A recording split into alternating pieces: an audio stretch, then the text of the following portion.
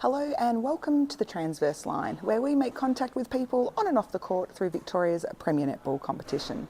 My name's Angela Banbury. Thanks so much for joining us. We're here at the State Netball Centre. It is round 18. It is the last home and away game for the season until the finals start next week. So we'll find a coach, bench official, player, umpire, whoever it might be, to have a chat and talk about their netball journey. So sit back, relax, and let's enjoy the Transverse Line.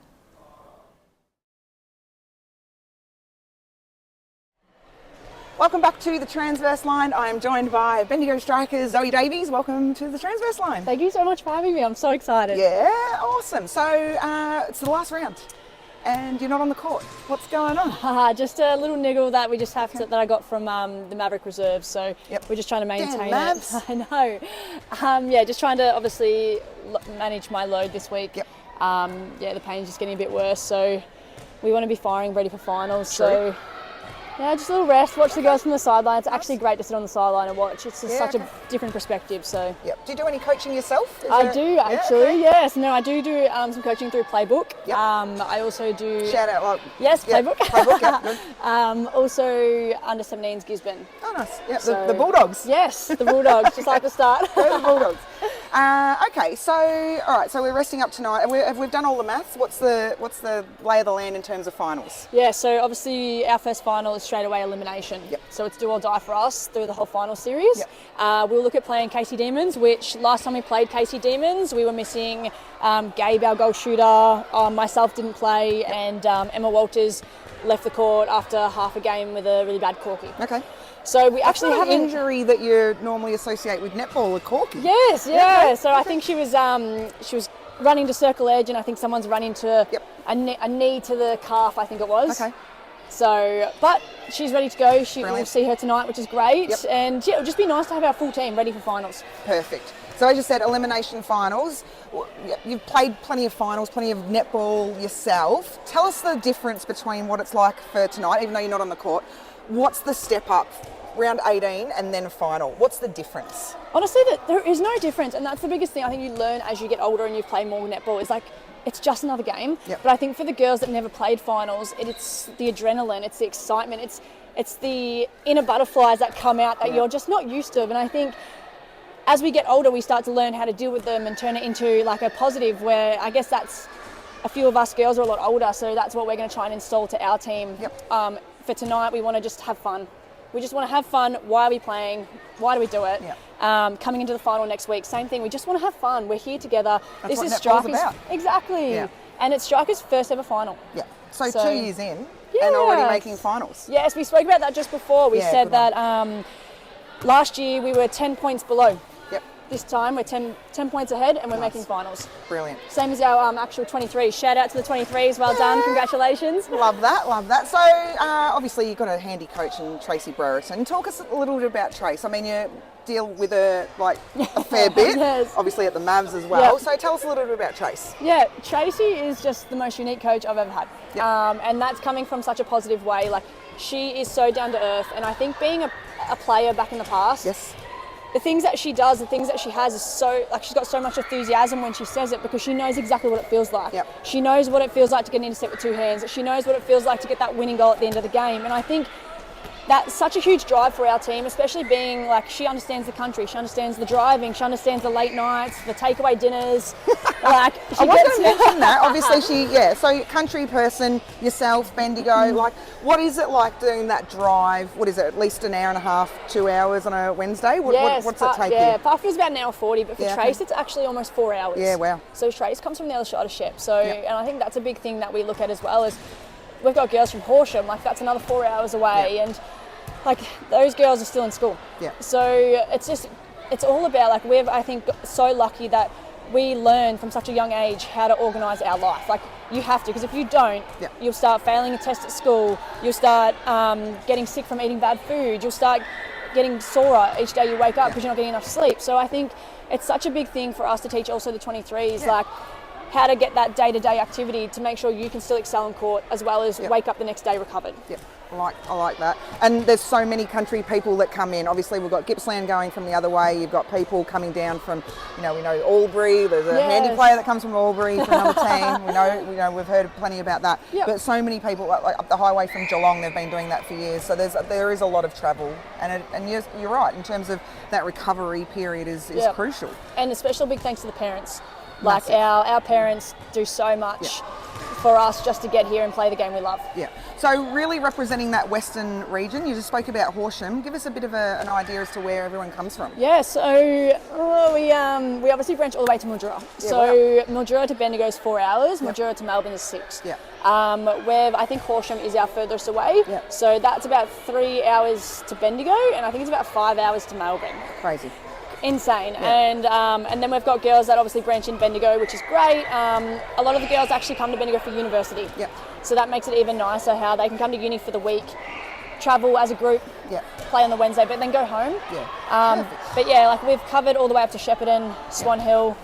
It just keeps going. So a little bit about your journey. You're a Bendigo born and bred? Yep. So what's been the pathway for you? How have you arrived at the Bendigo Strikers? Because as we said, they only arrived 2 years ago. Yes. So I actually didn't start netball until I was about 15. Okay. So netball I was a late bloomer in netball. I played in the Bendigo League with Mum, because Mum was always a coach, and you just had to do that. You got to follow Mum. Of course. Just kept ticking along, kept playing, and then I got introduced to Vina, which that was probably 2015. Now in 2015, Vina wasn't a big thing to country kids. We had no idea. I think back then the only country kid we really knew about was Chloe Watson. Okay, and handy as well. Chloe was in all the state teams, but she was the only country girl. And sorry, Cheryl McMahon as well. But two people, that's it. Like, our region's huge. So it wasn't a thing that we really knew about, but we heard some people talking about it, so we said, let's go trial. And that was actually at our oppositions club, the City West Falcons. So spent a few years there? I did, yes, in the end, So had some amazing wins with that group, made some really great friendships in that. And then that obviously landed me into the SSN environment, where I was with Collingwood. Sadly, Collingwood folded in the end, and it always happens. We're good with that. It always happens. So then, as they folded, it's quite hard. Like, obviously, there's only 12 spots or 10 spots now in each team. It's quite difficult to get in. And I was quite close with Jiva Mentor, and she said, hey, I'm going to England. Do you want to come? The Rhinos. Yes, and that's where I made my debut for the Leeds Rhinos. And amazing experience. Like, Gabby Coffey's gone over now, Emily Andrews, Tyler Orr just won the premiership. How amazing. And they've done some great things on the socials, I saw it, the underground and everything. They were right on board. The super netball is growing, and it will just continue to grow. And I think with all those athletes, with the ability for them to go across, I think it just makes their netball 10 times stronger, which is so exciting. So came back after Leeds Rhinos, got a bit homesick. I've obviously got 2 dogs back here. And she jumps in them all. She comes in them all. Oh, Mel, you cheeky bugger. Yeah, she's good. So came back home and didn't know what I wanted to do. I actually got to debut with Strikers when I first came home. I think Chris was out that week because I think she played on the weekend with the Mavericks. So I got to come in and play against Peninsula, and it was just nice to come back to a bit of familiarity, like, I know this. And then I spoke with Trace at the end of the year and just said, hey, like, I'm staying in Bendigo, I'm not moving. Is there an opportunity? Is there a chance there? And she said, we'll get back to you. And it turns out there was a spot open up. I'm pretty sure there was always going to be a spot. No, you've always got to work for your spot. So after that, can now say I'm born and bred with the Bendigo Strikers, which is nice. It is nice. It's nice to have people who are from the region playing for the team itself, and then you become a role model for that next generation coming through. So what's the next step for you? What's day to day for you? What do you see in the future? So at the moment, I actually work full time in a primary school. Nice. And I am studying part time to be a teacher. So that's my backup plan. Still putting my foot forward first for sport. Like I want to be a mentor. I want a role model. I just want to be someone that kids can go, I want to work hard I want to do that. Like, I just want to, I guess that inspiration, like, it's what, when athletes get to that next level, like, that's what you are. It's no longer all that extra effort to get there. You are now a role model. Everybody's watching you from every angle, no matter what you do. And that's just something that, like, I love seeing success in people, and I just want to drive that however I can. So Well, with that, we don't want to keep you because the team's warming up, and I know you're going to get out there and help with some passing and all of that. But in terms of role model and what we look forward to is seeing you on the court next week, because there's nothing better than watching some of the best go around, and VNL obviously produces that, and the Bendigo Strikers have obviously done very well this season to be in amongst it with finals action. So good luck, we wish you the best, and thanks for joining us on the Transverse Line. Thank you so much. Thank you. Welcome back to the Transverse Line. I'm joined by Northeast Blaze, Jake Noonan. Welcome. Hi, Ange. How are you? I'm feeling great to have you on board. Blaze, this is new. How long have we been at the Blaze for? Yes, I've made the switch from Geelong. Yes. I was at Geelong since 2018, actually. Just training with Jez before he took over the men's. Yep. And I obviously have known Kate for a few years, and since Collingwood days, and yeah, she finally got me over. So it's been good. Okay. And all training goes well? Training's good, yeah, it's fun, it's different. Yep. I do miss the Monday night training in Geelong. Blaze do train on a Sunday night, which has been an adjustment. And the girls were a bit suspicious when I first turned up, like, why is the Geelong guy here? But it's been good, I'm really enjoying it. Yeah, I like that. So obviously with the champ team, tell us a little bit about the year that's been, because tonight is the last home and away game. Yep. Not quite there in terms of the champ team, but tell us a little bit about how the year's gone. Yeah, it's been an interesting year. I think going in, we were looking quite promising. We've unfortunately lost Nia Allen to injury. We've lost Tara Watson to the Vixens, which is obviously a great loss for her, well, for us and for her. But I think we've just been a bit inconsistent. There's been games where, honestly, I've been so impressed, and then there's been other games where you sort of just sit there and you go, I'm not even sure where to start. Up and down, but I think we've in the last couple of weeks found some really nice form, and hopefully we can carry it through into the final series. Perfect. And of course with the 23s, yeah, they're going really well. They are excellent, to be honest. There's definitely weeks where I look over and I'm so impressed. They understand structure, they understand their roles, their game plan. They're amazing. There's sometimes when we play 23s champ, it's neck and neck, and it's amazing. And they've had just, I think, the one loss for the season, so see what happens tonight. And Dee Dee obviously has come back in from her ACL, which has been good, so yeah. So in terms of knowing what's in the 23s, have you got your eye on someone to come up next year? Yeah, potentially. Yeah, see, this happens all the time. We're good. Sorry. You're all right. There's no editing, by the way. We just keep rolling. That's how we roll. I love that. Yeah. She did say sorry, though. She did say sorry. I love so that. Look, they're actually all a bit younger. So I know Kate's looked at a few, and I'm sure we'll have a discussion in the next couple of weeks. I think someone like a Liv Calthway could come up beautifully into a shooting position. You never know. Yeah. No. Well, I mean, it's good for the club to have the 23s. You always want to make sure that the development is obviously happening. So it's nice to see that the 23s are doing well. Yeah. Tell us a little bit about your journey through netball. Where did it all begin? How have you got to where you are? Yeah, so I'm actually a Camperdown boy, so shout out Camperdown Footy Netball Club. Love that, yes, good. We'll be tagging you guys in, so make sure you share it. I just started in primary school, to be honest. Never loved basketball, played a lot of tennis, and then filled in randomly for a netball team. So family? No family. Okay, just a cousin, actually. I used to watch her. Okay. Got into umpiring, obviously when I aged out, and then it wasn't until 2021, I think, I discovered the men's pathway or the men's program. Was a little bit too shy to move to Melbourne at that stage, so I waited another year and then tried for our big 23s, and that was 2017, and I've been here since. That's amazing. Yeah. So tell us a little bit about what goes on with the Kelpies. We obviously see it all on the TV now. It's been fantastic to see that pathway open up, the broadcast happening. Tell us a little bit about the inner sanctum. Yeah, it's quite interesting, and I'm curious to see how it goes without Nerida at the helm. I was fortunate. Big loss. Huge loss. Huge loss, and I assume it would be Julie Fitzgerald out as well. So, I'm not sure where the Kelpies sit in that space at the moment, but honestly, I was lucky enough to be in the squads under Nerida.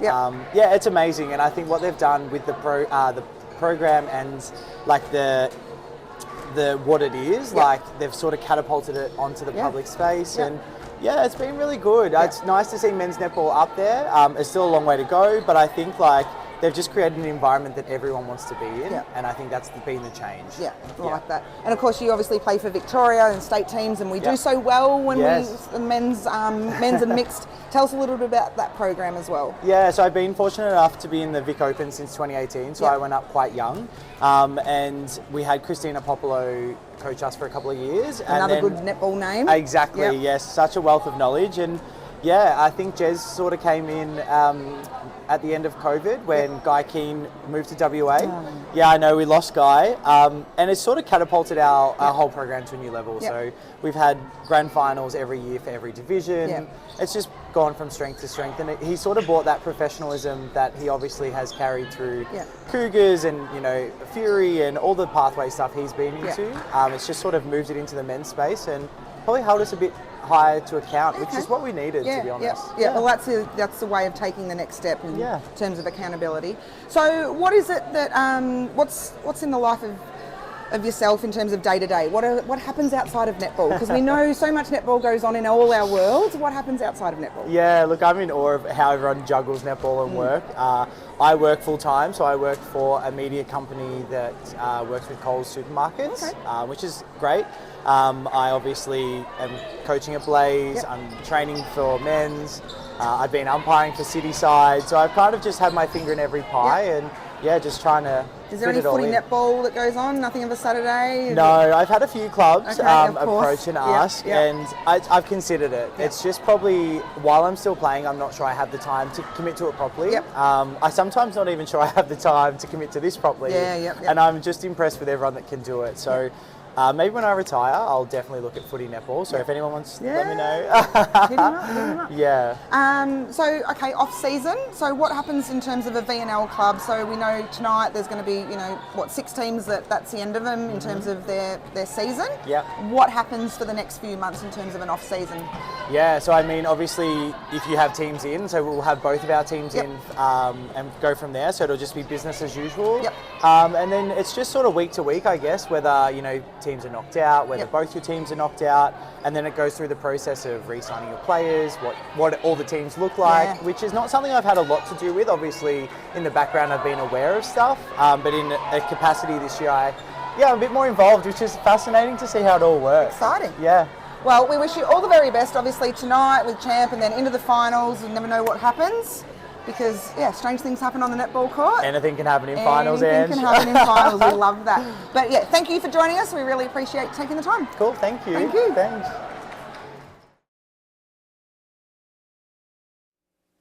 Thanks to DHM Talent Management, we're going to whip through the scores of round 18, the final round, the home and away season for the VNL. And we'll start with the Championship Division, where it was Melbourne University Lightning getting the win over the Gippsland Stars 55-36. City West Falcons, they take the whole season undefeated 82, defeating Peninsula Waves 42. Bendigo Strikers got the win 57 over the Geelong Cougars 42. A close one between North East Blaze and Casey Demons. Demons getting the win by 4, 65-61. Burundara Express defeating Wilson Storage Southern Saints 55-46. And Hawks Netball defeating Western Warriors 67-52. So we see the ladder for the Championship Division with City West Falcons on top, undefeated for the whole season on 72 points. Burundara Express second on the ladder with 62 points. Hawks Netball in third with 56. Casey Demons in fourth with 52 points. Bendigo Strikers in fifth spot with 48. And in the top 6 for the first time in the VNL competition, North East Blaze on 34 points. In the 23 and under, it was Melbourne University Lightning defeating Gippsland Stars 57-43. A close one between the Peninsula Waves and City West Falcons. The Waves with a 1-goal win at 55-54. Geelong Cougars getting the win over Bendigo Strikers 53-49. North East Blaze remain on top with their win over the Casey Demons at 66-49. Burundara Express 61 defeated Wilson Storage Southern Saints 53. And Hawks Netball a 10-goal win over the Western Warriors 62-52.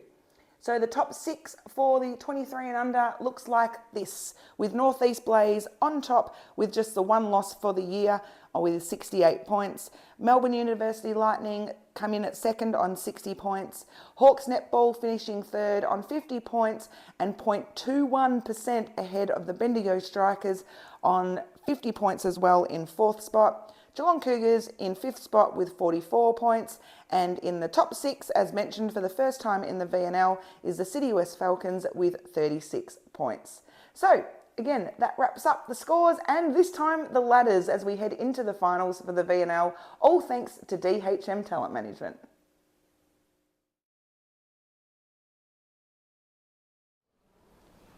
That's it for another episode of the Transverse Line. Thanks so much for joining us. A big thank you to our two sponsors, both Energetic and DHM Talent Management, for all of your support. And of course to our two special guests, both Zoe Davies from the Bendigo Strikers and Jake Noonan from North East Blaze. So until next week, when you come back to the Transverse Line, when it's that F word, it is finals time. I hope you have a little bit of fun through netball.